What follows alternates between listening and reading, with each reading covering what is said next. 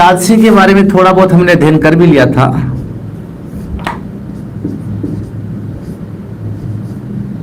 मेवाड़ के महाराणा राज सिंह 1652 से 80 तक इनका कार्यकाल रहा था। और जितनी हमने चर्चाएं की थी मित्रों राज सिंह के बारे में, मैं एक बार आपको बता देता हूं कि कल हमने पिछली क्लास में राज सिंह के बारे में कहां तक चर्चाएं की थी। तो मैंने बताया था कि अपने पिता जगत सिंह प्रथम का जो पुत्र था राज सिंह, इसने भी अपने पिता की तरह, अपने पिताजी की तरह है चित्तौड़ दुर्ग का निर्माण है वो कार्य आरंभ रखा था। और चित्तौड़ दुर्ग का निर्माण करवाने पर शाहजहां ने सादुल्ला खां के नेतृत्व में सेना भेजकर है उस चित्तौड़ दुर्ग के निर्माण कार्य को रुकवाया था। और राज सिंह ने इस अपमान का बदला लेने के लिए मैंने आपको बताया था, एक तो टीका दौड़ का आयोजन करवाया था, उसके बाद में मुगल उत्तराधिकार संघर्ष में इसने अप्रत्यक्ष रूप से है औरंगजेब का पक्ष लिया था और औरंगजेब ने है इसे है उसके बाद में जो मनसबदारी है इसकी वो भी बढ़ाकर 5000 से 6000 इसकी मनसबदारी कर दी थी। और औरंगजेब और इसके जो व्यवहार है या इनके जो संबंध है वो अच्छे थे। जो मांडलगढ़ है, इसने मांडलगढ़ अभियान से काफी धन की प्राप्ति भी हुई थी। तो यहाँ तक औरंगजेब और इसके मध्य के जो व्यवहार है, इनके संबंध है वो अच्छे रहते। ठीक है, अब मित्रों हमें आज चर्चा करनी है औरंगजेब और इस राज सिंह के मध्य शत्रुता क्यों हुई, इनमें क्या क्या कारण, ऐसे क्या क्या कारण हुए कि इन दोनों में द्वेष बढ़ता गया। तो स्वागत है आपका भी सुमन कंवर जी। अब चलिए आगे चलते हैं। राज सिंह व औरंगजेब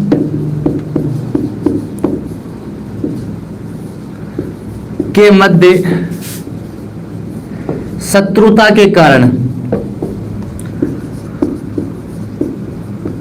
हाँ, तो ऐसे कौन कौन से कारण थे जिन कारणों की वजह से है राज सिंह और औरंगजेब के मध्य है दूरियां बढ़ती गई थी।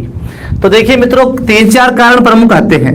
उन कारणों में बात की जाए, एक तो इस राज सिंह ने, औरंगजेब ने है वो जजिया कर लगाया था हिंदुओं पर जजिया कर लगाया था। किसने? औरंगजेब ने 1679 ईस्वी में जो औरंगजेब ने जजिया कर लगाया था हिंदुओं पर, जो कर लगाया था, तो उस कर का विरोध है वो मेवाड़ के जिस शासक ने किया। तो मेवाड़ का वह शासक कौन था मित्रों? राज सिंह। तो औरंगजेब के द्वारा हिंदुओं पर लगाए जाने वाले जजिया कर का विरोध किसने किया था मित्रों? राज सिंह ने किया था। तो पहला कारण तो एक तो ये लिखते हैं हम, देखो राज सिंह ने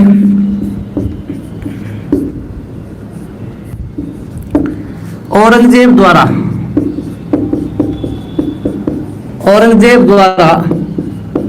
1679 ईस्वी में हिंदुओं पर लगाए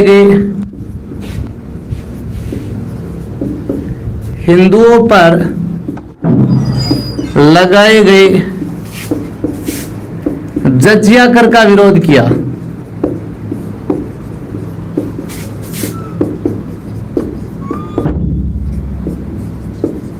तो हिंदुओं पर औरंगजेब ने मित्रों जो 1679 में जजिया कर लगाया था, उस जजिया कर का विरोध करने वाला जो मेवाड़ का शासक था वह कौन था मित्रों? राज सिंह। तो आपको ध्यान में रखना है। ठीक है, पॉइंट नंबर 2, राज सिंह के समय आपको पता है मित्रों औरंगजेब विरोधी शासक था और जो औरंगजेब है इस समय हिंदू धर्म की जो देवी देवता है हिंदू धर्म के, तो हिंदू धर्म के देवी देवताओं की मूर्तियों को है राजस्थान नहीं बल्कि पूरे भारत में ये तुड़वा रहा था।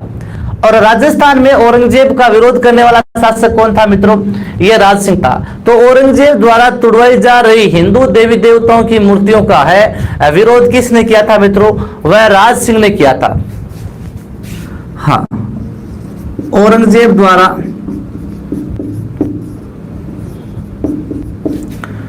तुड़वाई जा रही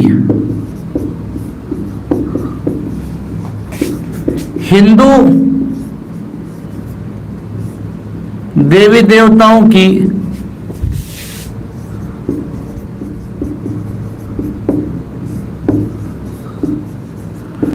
मूर्तियों को तोड़ने का विरोध किया। तोड़ने का विरोध राज सिंह ने किया।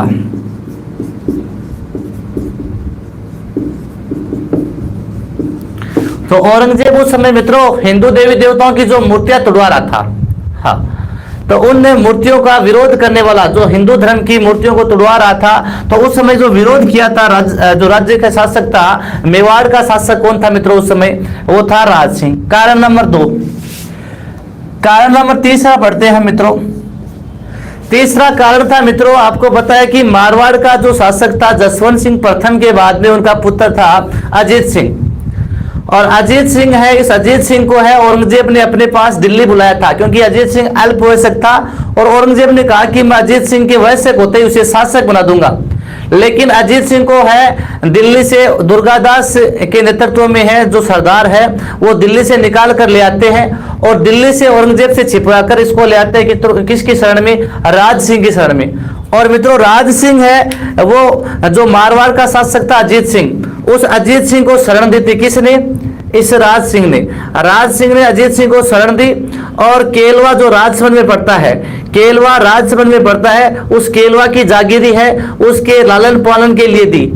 तो इस राज सिंह ने मित्रों अजीत सिंह को शरण दी, अजीत सिंह को शरण दी थी। इस कारण है औरंगजेब इनका क्या हो गया? शत्रु हो गया, क्योंकि औरंगजेब है वो अजीत सिंह को अपने है वश में रखना चाहता था, अपने अधिकार में रखना चाहता था और उसने दिल्ली बुलाया था। लेकिन दिल्ली से है जब हम पढ़ेंगे मारवाड़ का इतिहास तो डिटेल में पढ़ेंगे किस प्रकार अजीत सिंह उनके चंगुल से है बचकर वहां से निकलता है। तो देखो मित्रों राज सिंह द्वारा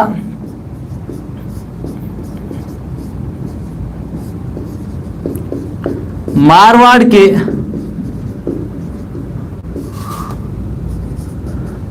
अजीत सिंह को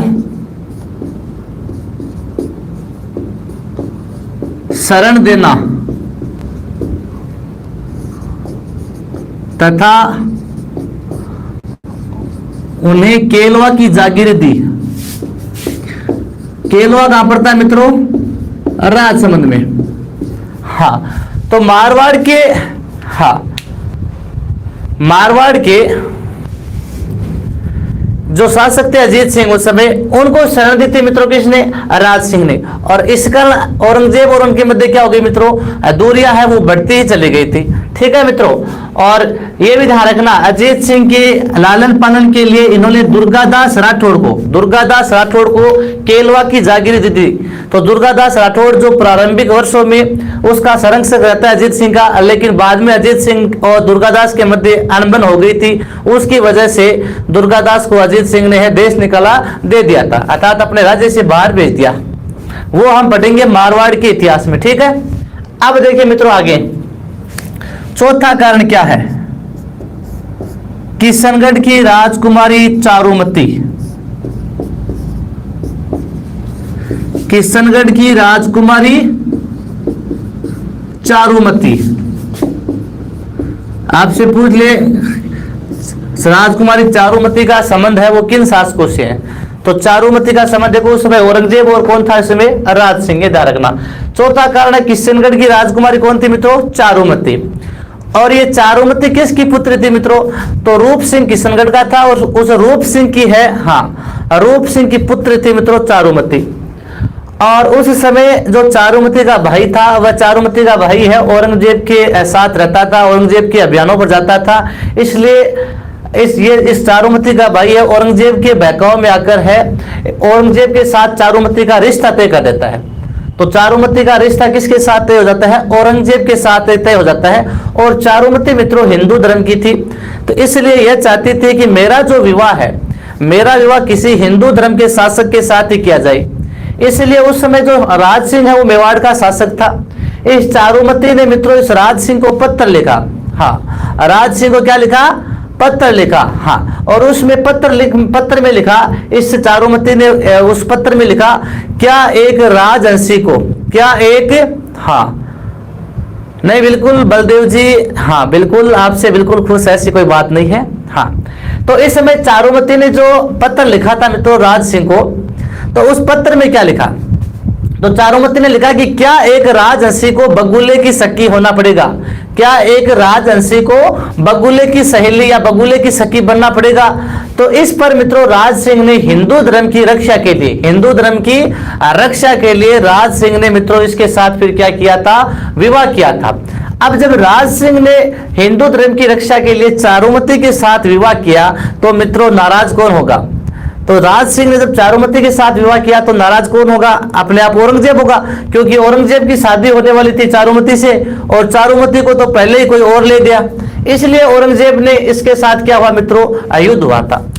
हाँ, अब ये घटना है मित्रों 1669 की, ठीक है, 1669 ईस्वी की। हाँ, अब मित्रों यहां पर युद्ध होता है, इसके बाद में देखो औरंगजेब का युद्ध होता है और राज सिंह की तरफ से एक सलूम्बर का था, रतन सिंह चुंडावत। कौन था? सलूम्बर का था रतन सिंह चुंडावत। जो राज सिंह है मित्रों, इस राज सिंह का सामंत कौन था? राज सिंह का सामंत कौन था? रतन सिंह चुंडावत। रतन सिंह चुंडावत का मित्रों उस समय औरंगजेब की सेना से युद्ध होता है।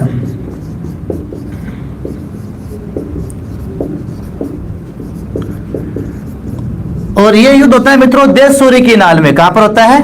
राजसमंद में देशसूरी की नाल है। इस देशसूरी की नाल में युद्ध होता है। राज सिंह का सामंत कौन था? रतन सिंह चुंडावत। और औरंगजेब की सेना के मध्य इसका युद्ध होता है मित्रों। अब मित्रों जो रतन सिंह चुंडावत है, इनकी नई नई शादी हुई थी।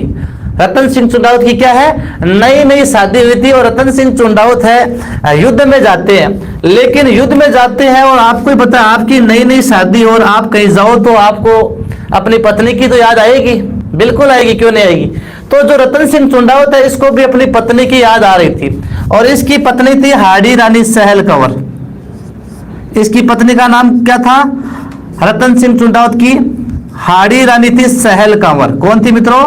हाड़ी रानी सहल कंवर। कई जगह आपको सलह कंवर भी मिल जाएगा, सलह कंवर या सहल कंवर एक ही बात है, ठीक है।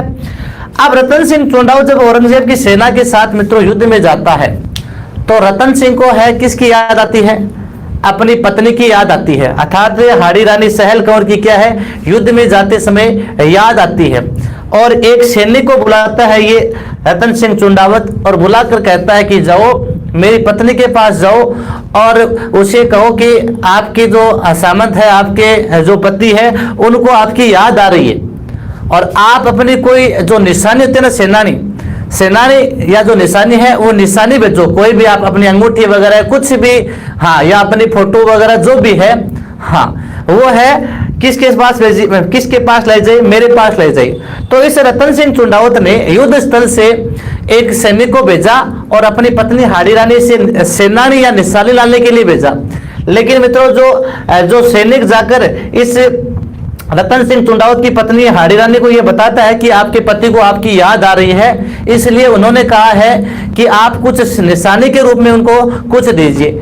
इस सहल कंवर ने क्या किया मित्रों? यहाँ पर ये भी छत्रानी थी, वीरांगना थी। इसने क्या किया कि इसने सोचा कि यदि मैं मेरी कुछ निशानी को दे दूंगी या मैं ऐसी कुछ करती हूं ताकि मेरे पति है वो मेरी शक्ल को देखकर है युद्ध में वीरतापूर्ण दिखाए, यानी वीरता दिखाए।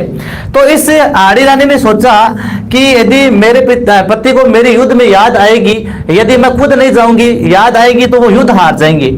इसलिए यहाँ पर इस हाड़ी रानी ने क्या किया मित्रों? अपना जो शीश है वह अपना शीश काट कर है वो एक थाल में है रख कर किसे दे दिया? उस सैनिक को दे दिया और कहा कि जाओ मेरे पति से कहो कि अब युद्ध में वीरता पूर्वक लड़िए।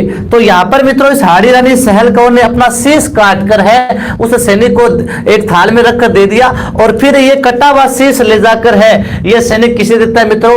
रतन सिंह चुंडावत को देता है। और रतन सिंह चुंडावत है फिर इस कटे हुए शीश को देखकर है वो आग बबूला हो जाता है और युद्ध में बड़ी वीरता दिखाता है और वीरता के साथ है युद्ध लड़ता हुआ यहाँ पर क्या हो जाता है मित्रों? वीर गति को प्राप्त हो जाता है।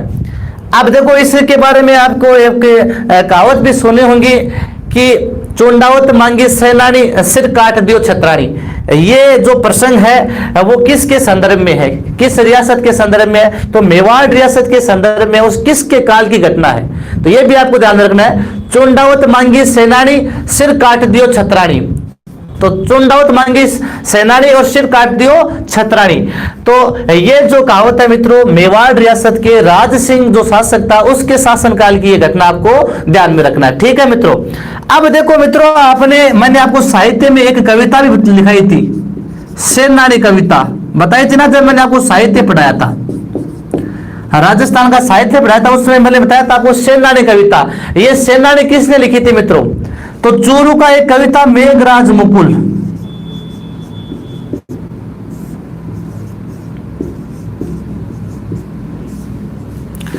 चोरू का कौन था मित्रों? मेघराज मुकुल।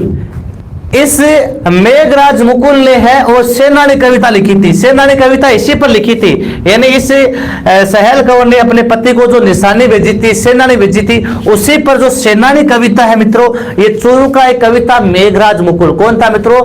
मेघराज मुकुल ने सेनानी कविता लिखी थी। ये आपको ध्यान में रखना है। क्लियर? हाँ, तो एक बार वापस देखिए, जितना हमने पढ़ा है राज सिंह और औरंगजेब के मध्य जो शत्रुता के कारण थे मित्रों, वो हम पढ़ रहे हैं आज। मुख्य 4 कारण मैंने आपको बताए। एक तो क्या बताया है, राज सिंह ने जो जजिया कर का विरोध किया था, ठीक है, ये आपको ध्यान में रखना है। दूसरा, औरंगजेब द्वारा तोड़वाई जा रही हिंदू देवी देवताओं की मूर्तियों का विरोध करने वाला मेवाड़ी शासक राज सिंह था। तीसरा कारण क्या था, राज सिंह द्वारा मारवाड़ के अजीत सिंह को शरण देना। हाँ, ठीक है। चौथा कारण क्या था, किशनगढ़ की राजकुमारी कौन थी? चारुमती। चारुमती जिसके साथ औरंगजेब विवाह करना चाहता था, लेकिन चारुमती से हिंदू धर्म की रक्षा के लिए विवाह किसने किया मित्रों? राज सिंह ने। तो ये इनके युद्ध के कारण थे। इसके पश्चात मित्रों, जो राज सिंह का जो सलूम्बर ठिकाने का सामंत था रतन सिंह चुंडावत, इसका औरंगजेब की सेना का मित्रों जो युद्ध होता है देशोरी की नाल में, यहाँ पर रतन सिंह चुंडावत को जब अपनी पत्नी की याद आती है, तो उनकी पत्नी है अपना शीश काट कर, जो हरी रानी सहेल कंवर थी, अपना शीश काट कर अपने पति को युद्ध स्थल में भेजती है, और फिर ये युद्ध में लड़ता हुआ बहादुरी के साथ वहां पर वीरगति को प्राप्त हो जाता है। ठीक है मित्रों। इसके पश्चात जो हरी रानी पर जो कविता लिखी थी, सेनानी कविता, वह किसने लिखी थी? मेघराज मुकुल ने। हाँ, हिमांशु जी पवन कह रहे हैं बिहार इतिहास पढ़ाइए। बिहार का इतिहास, भाई हम तो राजस्थान से हैं, बिहार का इतिहास कैसे पढ़ा पाएंगे? स्क्रीनशॉट लीजिए।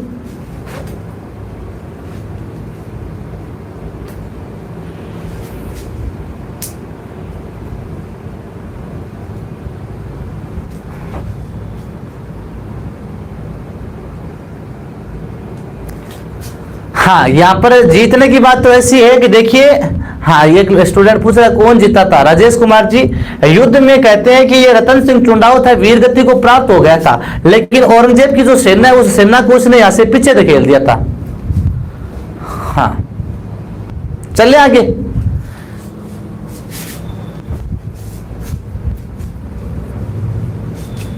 मेघराज मुकुल,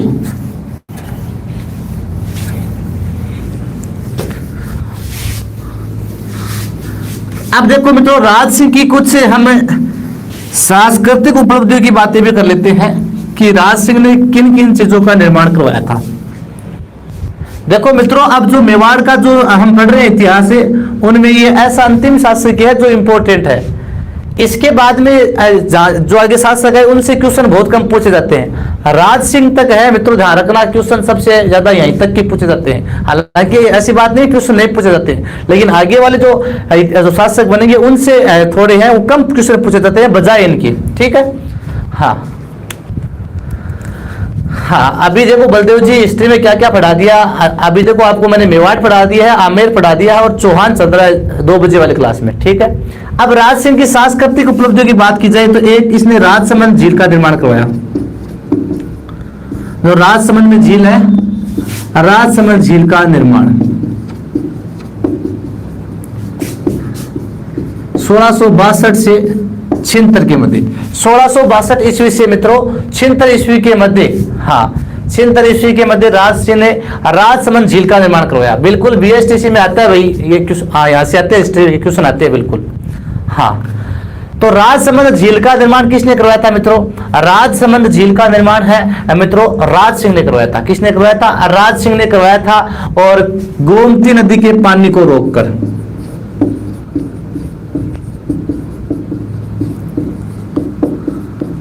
गोमती नदी के पानी को रोककर राजसमंद झील का निर्माण किसने करवाया मित्रों? बिल्कुल राजस्थान की दूसरी बड़ी कृत्रिम झील है ये, बिल्कुल। हाँ, तो किसने करवाया था? वो राज सिंह ने ही करवाया था। ठीक है मित्रों। इस राजसमंद झील की नींव किसने रखी? इस झील की नींव किसने रखी थी? मैंने आपको देवियों में पढ़ाई थी, घेवर माता। जब राजस्थान की लोक देवियां पढ़ाई थी उसमें मैंने बताया था ना आपको, इस झील की नींव है घेवर माता ने रखी थी। और राज सिंह जब है इस झील का निर्माण करवा रहा था। तो कहते हैं कि एक पौराणिक मान्यता के अनुसार बताया गया है कि जब इस झील का निर्माण करवा रहा राज सिंह, तो इस झील का निर्माण दिन में करवाता और रात्रि में है इस झील की पाल टूट जाती थी। तो राज सिंह ने अपने पुरोहित को बुलाया और पूछा कि इसका कारण क्या है कि इस झील की जो पाल है मैं दिन में बनवाता हूं और रात्रि में टूट जाती है। तो उस पुरोहित ने अपने पंचांग में देखकर कहा कि आप इस झील की या राजसमंद झील की जो पाल की नींव है वो एक ऐसी कुंवारी बालिका से रखवाओ जिस कुंवारी बालिका के बाएं गाल पर बाईं आंख के नीचे काला तिल हो, यानी ऐसी बालिका जिसके बाएं गाल पर बाईं आंख के नीचे काला तिल हो। ऐसी बालिका से आप यदि इस झील की नींव रखोगे तो बिल्कुल ये सक्सेस होगी, उसके बाद में इसकी पाल कभी भी नहीं टूटेगी। अब भाई राज सिंह ने सोचा ऐसी बालिका कहां मिलेगी, बाया गाल और बाईं आंख के नीचे काला तिल। अब राज सिंह पूरे राजस्थान में घूमते हैं, अपने सैनिकों को कहते हैं भाई ऐसी बालिका की तलाश करो। अब बालिका तो मिल जाए पर क्या करो, दाएं गाल पर मिल रहा है तिल, कहीं पर तिल मिल जाए लेकिन वो बाएं पर कोई मिल रहा है या दाईं आंख के नीचे मिल जाए। तो इस प्रकार तलाश करते करते कहते हैं कि मालवा में जाकर मिली कौन, ये घेवर बाई, और मालवा से इस घेवर बाई को यहाँ पर लाया गया और इससे फिर कहते हैं कि इस झील की नींव का है जो प्रथम पत्थर है या पाल है इसके द्वारा रखी गई और उसके बाद कहते हैं कि इसकी पाल कभी भी नहीं टूटी। फिर इस घेवर बाई ने अकेले यहाँ पर है हाथों में अग्नि प्रज्वलित करके अकेले यहाँ पर क्या हो गई, ये सती हो गई थी। तो बिना पति के सती होने वाली जो कौन सी माता थी, ये घेवर माता थी। ठीक है मित्रों, चलिए ये हो गई घेवर माता के संदर्भ की बातें। अब देखिए मित्रों नेक्स्ट चलते हैं। अब इस झील का उत्तरी भाग जो राजसमंद झील है इसका उत्तरी भाग क्या कहलाता है? राजसमंद झील का उत्तरी भाग, राजसमंद झील का उत्तरी भाग है नौचौकी पाल कहलाता है। क्या कहलाता है? नौचौकी पाल। राजसमंद झील का उत्तरी भाग क्या कहलाता है मित्रों? नौचौकी पाल। और इस नौचौकी पाल पर मित्रों 25 बड़े बड़े शिलालेखों पर, 25 बड़े बड़े शिलालेखों पर एक ग्रंथ लिखा है। कौन सा ग्रंथ लिखा है मित्रों? राज प्रशस्ति ग्रंथ। कौन सा लिखा है? राज प्रशस्ति ग्रंथ लिखा है। राजसमंद झील की नौचौकी पाल पर 25 बड़े बड़े शिलालेखों पर एक ग्रंथ लिखा है मित्रों। कौन सा? राज प्रशस्ति। किसने लिखा था? रणछोड़ भट्ट ने। रणछोड़ भट्ट ने मित्रों संस्कृत में यह ग्रंथ लिखा था। और ध्यान रखना मित्रों, शिलालेखा पर या पत्थरों पर लिखा हुआ यह विश्व का सबसे बड़ा शिलालेख है। तो यह ध्यान में रखना है, पत्थरों पर हाँ लिखा हुआ विश्व का सबसे बड़ा शिलालेख, पत्थरों पर लिखा हुआ विश्व का सबसे बड़ा शिलालेख या शिलाखंडों पर लिखा हुआ सबसे बड़ा ग्रंथ, पत्थरों पर लिखा हुआ विश्व का सबसे बड़ा ग्रंथ या शिलाखंडों पर लिखा हुआ विश्व का सबसे बड़ा ग्रंथ वो है राज प्रशस्ति। और किसने लिखा था मित्रों? रणछोड़ भट्ट ने लिखा था मित्रों, ध्यान रखना। और संस्कृत भाषा में इसको लिखा गया था। और जो राज प्रशस्ति ग्रंथ है मित्रों, इस राज प्रशस्ति ग्रंथ में एक तो देखो बप्पा रावल से लेकर राज सिंह तक के जो शासक है मेवाड़ के, बप्पा रावल से लेकर राज सिंह तक के शासकों का वर्णन मिलता है राज प्रशस्ति में। इसके अलावा जो महाराणा प्रताप का भाई था शक्ति सिंह, महाराणा प्रताप का भाई कौन था? शक्ति सिंह, उस शक्ति सिंह का भी वर्णन राज प्रशस्ति में मिलता है। ठीक है, हाँ तो ये तो मित्रों इसका निर्माण राजसमंद झील की बात हो गई। इसके अलावा इसने किसका निर्माण करवाया? देखिए राज सिंह ने मित्रों एक श्रीनाथ मंदिर, किसका करवाया? श्रीनाथ मंदिर। राज सिंह ने दूसरा कौन सा मंदिर बनाया था? एक श्रीनाथ मंदिर। और श्रीनाथ मंदिर कहां पर मित्रों? राजसमंद में। श्रीनाथ मंदिर का निर्माण किसने करवाया था मित्रों? राज सिंह ने करवाया था। जो देखो मैंने आपको जब संप्रदाय पढ़ाया था वल्लभ संप्रदाय, और वल्लभ संप्रदाय में मित्रों श्रीनाथ मंदिर के बारे में काफी डिटेल में चर्चा की थी हमने। श्रीनाथ मंदिर से संबंधित कम से कम मैंने आपको 10 क्वेश्चन बताए थे वहां पर। जब वल्लभ संप्रदाय पढ़ा था हमने कला और संस्कृति में, तो वहां पर मैंने श्रीनाथ मंदिर के बारे में डिटेल में आपके साथ चर्चा की है मित्रों। इस मंदिर की जो नींव है वो वहां से 2 पुजारी आए थे वृंदावन से, गोस्वामी दामोदर और गोविंद के निर्देशन में भगवान कृष्ण की मूर्ति लाई गई थी। और भगवान कृष्ण की मूर्ति को राजस्थान में सबसे पहले है इसी राज सिंह ने स्थापित करवाया था 10 फरवरी 1672 ईस्वी में। कहां पर? नाथ द्वारा राजसमंद में। तो नाथ द्वारा राजसमंद में भगवान श्री कृष्ण की मूर्ति को स्थापित करवाया था। वल्लभ संप्रदाय का राजस्थान में ये प्रमुख केंद्र है नाथ द्वारा राजसमंद, तो जिसकी चर्चा मैं आपको पहले बता चुका हूं। नाथ द्वारा में एक मंदिर बनवाया मित्रों, द्वारिकाधीश। कौन सा मंदिर? द्वारिकाधीश मंदिर। ये भी कहां पर बनाया मित्रों? राजसमंद में। राजसमंद में कौन सा है? द्वारिकाधीश मंदिर। तो नाथ द्वारा राजसमंद में एक अंबा माता का मंदिर बनाया इसने, अंबा माता मंदिर। ये बनाया उदयपुर में। कहां पर बनाया? उदयपुर में अंबा माता का मंदिर बनवाया। ठीक है मित्रों, ये हो गए इनके मंदिर। अब राज सिंह के दरबारी विद्वान कौन थे मित्रों? राज सिंह के काल के दरबारी विद्वान, तो देखो मित्रों, एक तो ये आ गया आपका रणछोड़ भट्ट। तो रणछोड़ भट्ट ने ग्रंथ कौन सा लिखा था? राज सिंह के काल में रणछोड़ भट्ट ने राज प्रशस्ति कौन सा लिखा था? राज प्रशस्ति। एक लिखा था अमर काव्य वंशावली,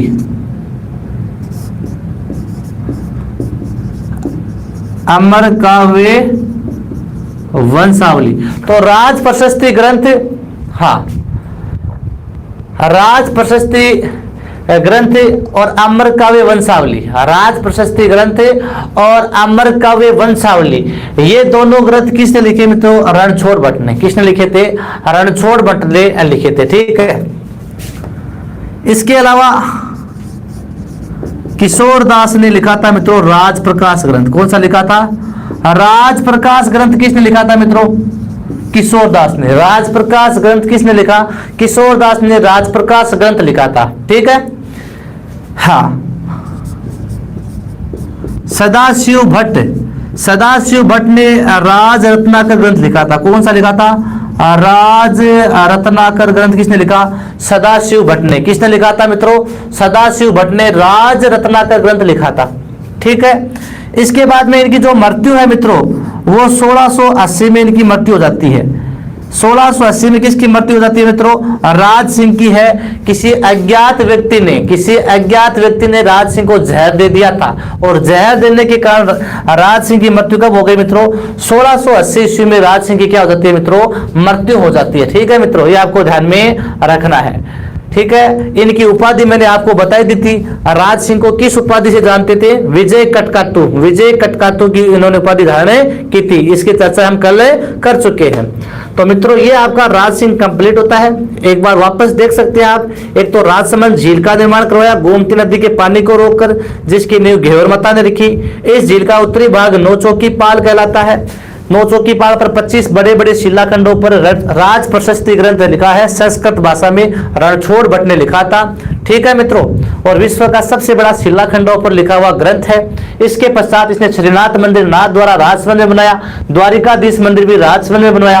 अंबा माता का मंदिर कहां पर बनाया? उदयपुर में। इसके अलावा इसके दरबारी विद्वान कौन थे मित्रों? रणछोड़ भट्ट ने राज प्रशस्ति और अमर काव्य वंशावली ग्रंथ लिखा। किशोर दास ने राज प्रकाश ग्रंथ लिखा। सदाशिव भट्ट ने राज रत्नाकर ग्रंथ लिखा। 1680 ईस्वी में अज्ञात व्यक्ति के द्वारा जहर दिए जाने के कारण राज सिंह की क्या हो गई? मृत्यु हो गई। लीजिए मित्रों, स्क्रीनशॉट लीजिए।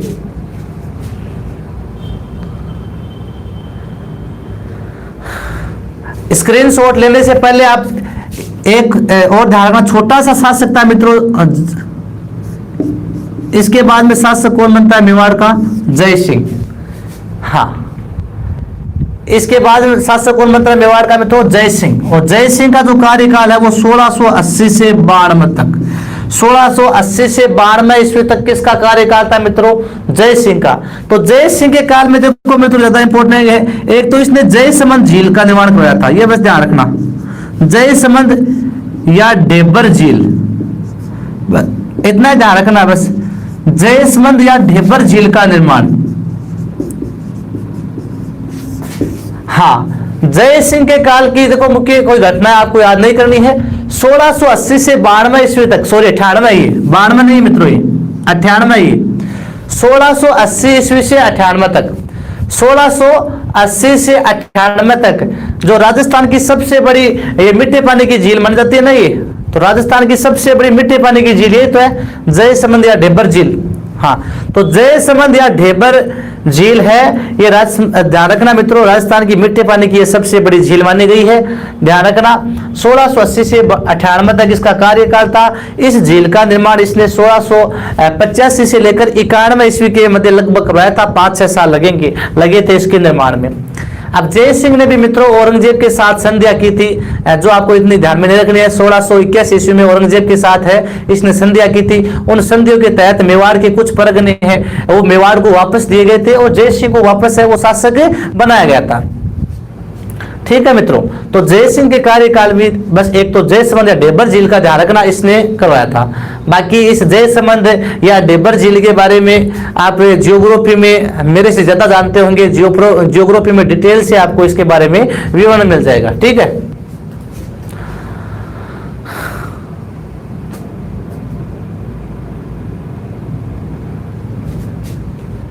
चलिए आगे। अब देखो मित्रों, जय सिंह के बाद में जो शासक बनता है 1698 में, वो बनता है अमर सिंह द्वितीय।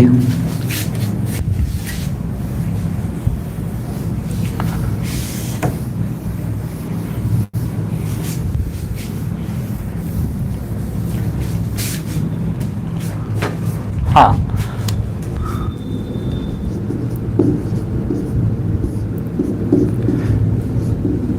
अमर सिंह द्वितीय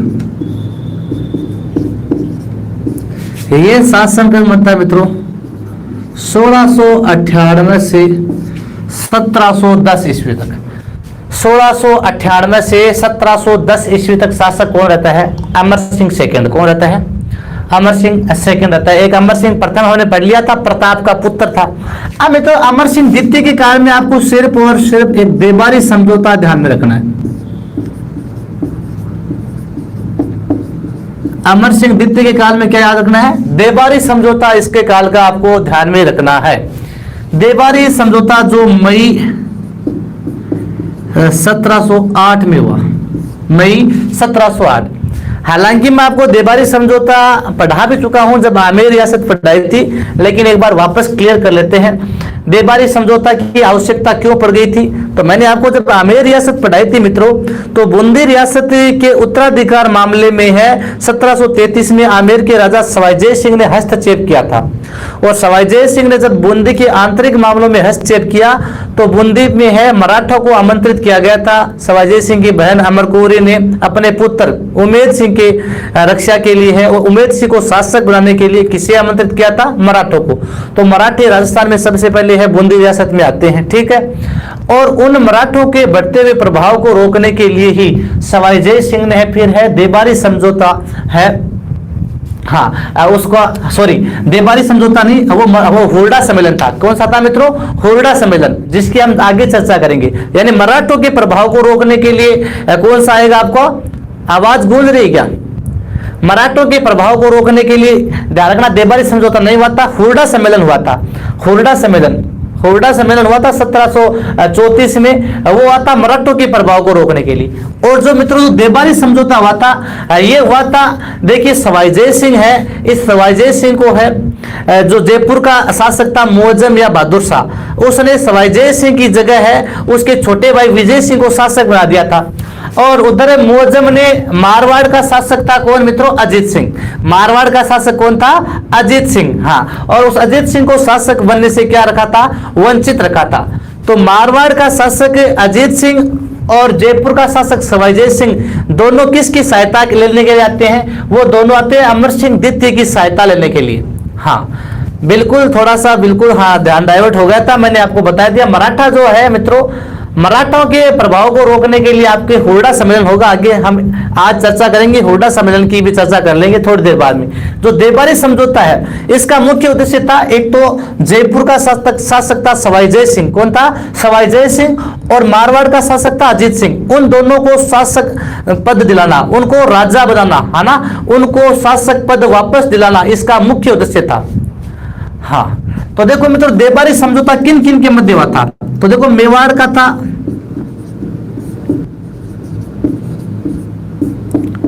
अमर सिंह सेकंड। आमेर का कौन था? सवाई जय सिंह। आमेर का कौन था? सवाई जय सिंह। और मारवाड़ का कौन था? अजीत सिंह। मारवाड़ का कौन था?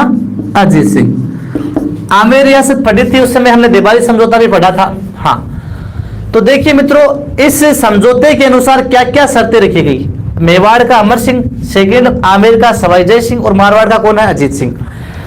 तो इस समझौते की यह शर्त रखी गई थी कि जो आमेर का शासक सवाई जय सिंह है, इस आमेर के शासक सवाई जय सिंह को और मारवाड़ के शासक अजीत सिंह को वापस शासक बनाने में सहायता करेगा कौन? अमर सिंह सेकंड।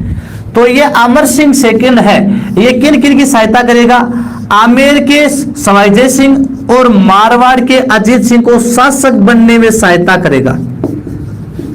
शासक बनने में सहायता करेगा। क्यों? क्योंकि देखो, हमने जब आमेर रियासत पढ़ी थी और आमेर रियासत में यह भी बताया था मैंने आपको, जब मुअज्जम और आजम के मध्य है, हाँ, मुअज्जम और आजम के मध्य जो उत्तराधिकार संघर्ष हुआ था उसमें मुअज्जम जीता था और मुअज्जम ने जीतने के बाद है सवाई जय सिंह के छोटे भाई विजय सिंह को शासक बना दिया। तो सवाई जय सिंह है वो राज्य से निर्वासित हो गया। इधर मुअज्जम या बहादुर शाह प्रथम था, उसने अजीत सिंह को भी शासक बनने से वंचित कर रखा था। तो ये दोनों फिर किसके पास आते हैं? अमर सिंह के पास से आते हैं और अमर सिंह से कहते हैं कि आप हमारी सहायता कीजिए शासक बनने में। ठीक है। इसके पश्चात मित्रों अमर सिंह सेकंड है, ये अमर सिंह सेकंड है, इसने अपनी पुत्री, अमर सिंह की पुत्री कौन थी मित्रों? चंद्र कुंवरी। कौन थी? चंद्र कुंवरी। अमर सिंह सेकंड ने अपनी पुत्री चंद्र कुंवरी का विवाह किसके साथ किया? अमर सिंह सेकंड ने अपनी पुत्री चंद्र कुंवरी का विवाह किसके साथ किया? सवाई जय सिंह के साथ किया। लेकिन इसके लिए शर्त रखी थी, मैंने आपको बताया था। वो शर्त क्या रखी थी कि इस चंद्र कुंवरी से उत्पन्न संतान ही है वो क्या है? आमेर पर क्या है? आमेर के वंश पर राज करेगी। अर्थात आमेर का जो उत्तराधिकारी होगा अगला, वह कौन होगा मित्रों? वो चंद्र कुंवरी से उत्पन्न संतान ही कौन होगी? वो उसका उत्तराधिकारी होगा। और चंद्र कुंवरी से उत्पन्न कौन हुआ था? माधो सिंह। कौन हुआ था? माधो सिंह। अब मित्रों इस अजीत सिंह ने भी अपनी पुत्री का विवाह किसके साथ कर दिया? इसकी पुत्री कौन थी मित्रों? सूरज कुंवरी। कौन थी? सूरज कुंवरी। मारवाड़ के अजीत सिंह ने भी अपनी पुत्री सूरज कुंवरी का विवाह किसके साथ कर दिया? सवाई जय सिंह के साथ। किसके साथ कर दिया? सवाई जय सिंह के साथ कर दिया। हालांकि इसने शर्त नहीं रखी थी, लेकिन होता क्या मित्रों, फिर सूरज कुंवरी की जो संतान है ईश्वर सिंह, उस ईश्वर सिंह का पहले जन्म होता है। अर्थात बड़ा पुत्र कौन था? ईश्वर सिंह। सवाई जय सिंह ने बाद में ईश्वर सिंह को शासक बना दिया, तो इस शर्त का क्या हो गया? उल्लंघन हो गया। इसलिए फिर आमेर में उत्तराधिकार संघर्ष शुरू हो जाता है और इन दोनों के बीच में क्या होती है? ईश्वर सिंह और माधो सिंह के मध्य क्या है? उत्तराधिकार संघर्ष होता है, जिसकी हमने चर्चा की थी आमेर रियासत में। ठीक है मित्रों, तो यह था देवाली समझौता मित्रों मई 1708 में। एक बार वापस क्लियर कीजिए, इसके अंतर्गत क्या हुआ था? तीन शासक थे, मेवाड़ का अमर सिंह सेकंड, आमेर का सवाई जय सिंह और मारवाड़ का था अजीत सिंह। तो मेवाड़ के शासक अमर सिंह के लिए शर्त रखी गई कि वो आमेर के सवाई जय सिंह और मारवाड़ के अजीत सिंह को शासक बनने में सहायता करेगा। फिर है अमर सिंह ने अपनी पुत्र चंद्र कुंवरी का विवाह सवाई जय सिंह के साथ किया, इस शर्त पर कि उससे उत्पन्न संतान ही है मेवाड़ जो आमेर है उसका शासक बनेगा। और इधर अजीत सिंह ने भी अपनी पुत्री सूरज कुंवरी का विवाह किसके साथ कर दिया? सवाई जय सिंह के साथ कर दिया। ठीक है। हाँ, तो ये था देवाली समझौता मित्रों। वो किसके काल में हुआ था? अमर सिंह सेकंड के काल हुआ था। तो लीजिए इसका स्क्रीनशॉट।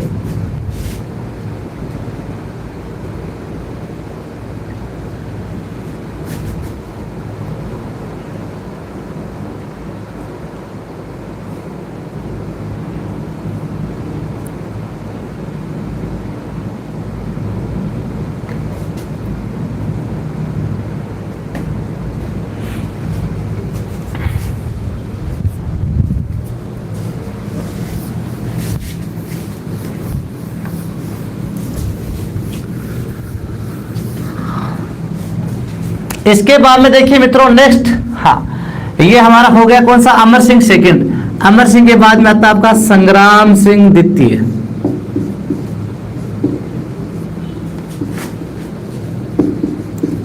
संग्राम सिंह द्वितीय जिनका कार्यकाल 1710 से 1734, 1710 ईस्वी से, आज नहीं कल होगा मेवाड़पुरा, 1710 से 34 ईस्वी के मध्य कौन रहता है मित्रों? संग्राम सिंह सेकंड। कौन रहता है? संग्राम सिंह सेकंड शासक रहता है।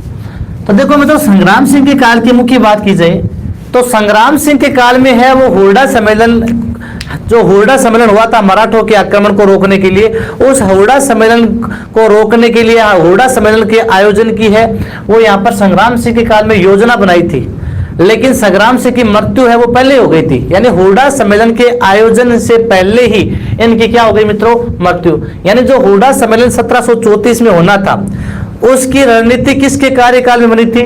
संग्राम सिंह द्वितीय के काल में बनी थी, लेकिन हुरडा सम्मेलन के आयोजन से पूर्व इनकी क्या हो गई थी? मृत्यु हो गई थी। ठीक है, तो एक पॉइंट तो ये हुरडा सम्मेलन की रणनीति बनाई, लेकिन उसके आयोजन से पूर्व ही, उसके आयोजन से पूर्व ही इनकी मृत्यु हो गई। हुरडा सम्मेलन के आयोजन से पूर्व ही, हाँ, हुरडा सम्मेलन के आयोजन से पूर्व ही पहले इनकी क्या हो गई? मृत्यु। हुरडा सम्मेलन की हम बिल्कुल चर्चा करेंगे थोड़ी सी देर बाद में। अब देखो मित्रों, एक तो संग्राम सिंह द्वितीय ने उदयपुर में सहेलियों की बाड़ी का निर्माण करवाया। ज्यादा ध्यान में नहीं रखना आपको इनके बारे में। उदयपुर में सहेलियों की बाड़ी का निर्माण किसने करवाया?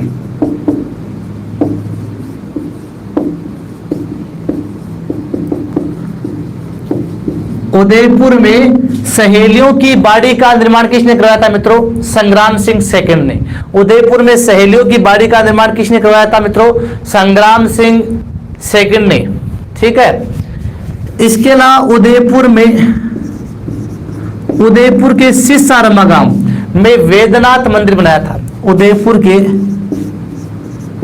सिसारमा गांव में वेदनाथ मंदिर बनाया।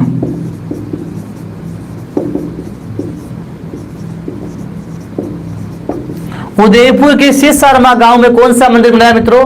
वेदनाथ मंदिर बनाया। और इनके संदर्भ में एक बात और ध्यान में रखनी है मित्रों, जब मारवाड़ के शासक अजीत सिंह ने दुर्गादास राठौड़ को अपने राज्य से निकाल दिया था, तो दुर्गादास राठौड़ को किसने शरण दी थी? इस संग्राम सिंह सेकंड ने शरण दी थी। और संग्राम सिंह द्वितीय ने मित्रों दुर्गादास राठौड़ को रहने के लिए अपने रियासत में जो विजयपुर थी, उस विजयपुर की जागीर भी दी थी। ये भी आपको ध्यान में रखना है। तो देखिए, मारवाड़ के दुर्गादास राठौड़ को शरण दी।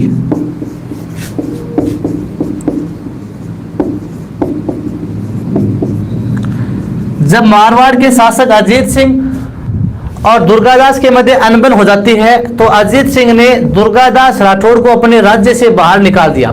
और फिर दुर्गादास राठौड़ को शरण किसने दी थी?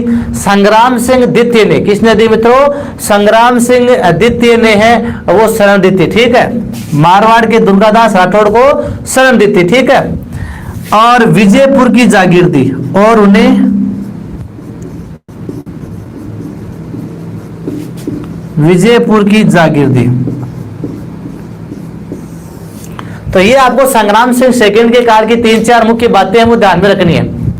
हाँ, तो देखिए, एक तो हुरडा सम्मेलन की रणनीति इनके कार्यकाल में बनी थी, लेकिन हुरडा सम्मेलन के आयोजन से पूर्व इनकी मृत्यु हो गई। ठीक है, उदयपुर में सहेलियों की बाड़ी का निर्माण कराया।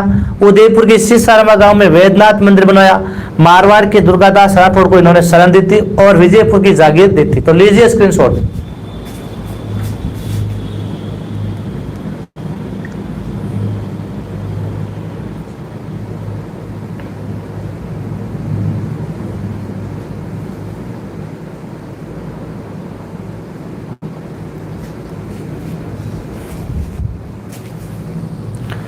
चले आगे। हाँ, एक शासक और जाएगा आपका,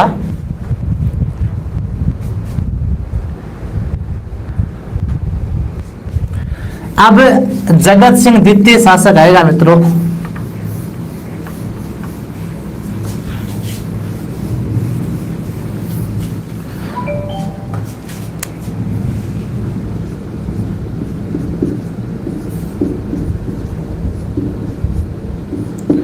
जगत सिंह सेकंड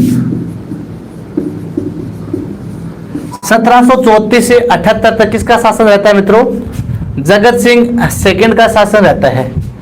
हाँ, तो जगत सिंह सेकंड के काल में देखो मित्रों, इन्होंने एक तो जो जग निवास महल है, उदयपुर में कौन से महल है? जगनिवास महलों का निर्माण कहां पर करवाया था? उदयपुर में।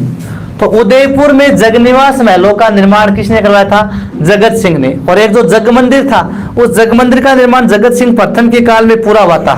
ठीक है, और ये यहाँ पर क्या मित्रों? हाँ, यह है जगनिवास महल। तो उदयपुर में जगनिवास महलों का निर्माण, हाँ, उदयपुर में जगनिवास महलों का निर्माण किसने करवाया था मित्रों? तो उदयपुर में जगनिवास महलों का निर्माण जगत सिंह सेकंड ने करवाया था।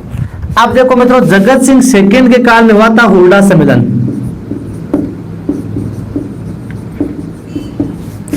17 जुलाई 1734, 17 जुलाई 1734 हुरडा सम्मेलन कहां पर हुआ था? भीलवाड़ा में।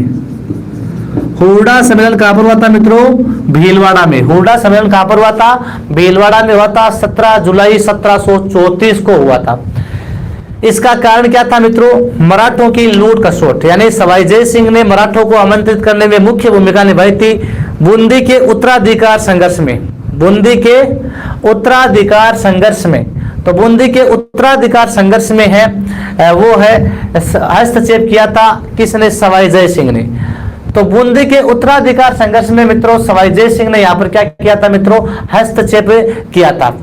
और उसके कारण है मित्रों मराठों को आमंत्रित किया गया बूंदी में उमेद सिंह को शासक बनाने के लिए। तो बूंदी में उमेद सिंह को शासक बनाने के लिए मित्रों है मराठों को वहां पर क्या किया गया था? आमंत्रित किया गया था। और मराठे आते हैं और राजस्थान में सबसे पहले बूंदी में आते हैं। ठीक है, हाँ, और उसका जो सभी शासकों को फिर ये भुगतना पड़ता है, भुगत होगी। पूरा जो राजपूत शासक थे उन सभी को उनके आक्रमण झेलने पड़ते हैं। तो फिर उन मराठा शासकों के या मराठों के आक्रमण को बढ़ते हुए आक्रमण को रोकने के लिए, मराठों के बढ़ते हुए प्रभाव को रोकने के लिए सवाई जय सिंह ने है ये हुरडा सम्मेलन बुलाया। तो हुरडा सम्मेलन है मित्रों, इसकी देखो अध्यक्षता किसने की? हुरडा सम्मेलन की अध्यक्षता की जगत सिंह सेकंड ने। किसने की थी? जगत सिंह सेकंड, जो मेवाड़ का था। और हुरडा सम्मेलन किसने बुलाया? ये हुरडा सम्मेलन किसने बुलाया था मित्रों? इस हुरडा सम्मेलन को बुलाया था सवाई जय सिंह ने। किसने बुलाया था? सवाई जय सिंह ने।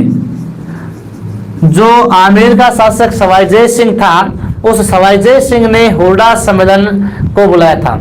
हाँ, ठीक है, ये आपको ध्यान में रखना है।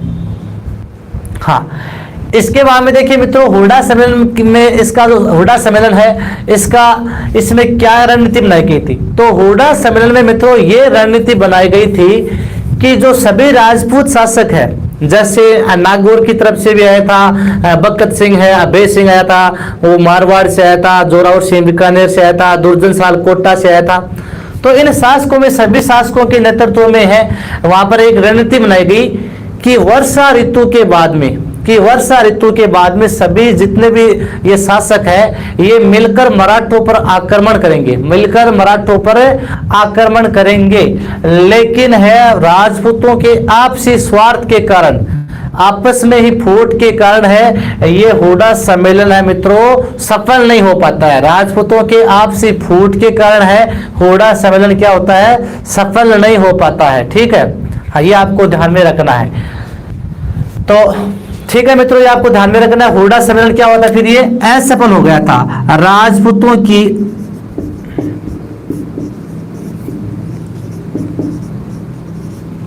आपसी फूट के कारण हुरडा सम्मेलन क्या हो गया मित्रों? असफल रहा था। ठीक है मित्रों, ये आपको ध्यान में रखना है। अब मित्रों जो जगत सिंह है, इस जगत सिंह का दरबारी कवि था नेकराम। कौन था? इसका दरबारी कवि था नेकराम। और नेकराम ने जगत विलास ग्रंथ लिखा। जगत सिंह का दरबारी कवि कौन था? नेकराम। और नेकराम ने कौन सा ग्रंथ लिखा? जगत विलास ग्रंथ। कौन सा लिखा था? नेकराम ने जगत विलास ग्रंथ लिखा था। ये आपको ध्यान में रखना है।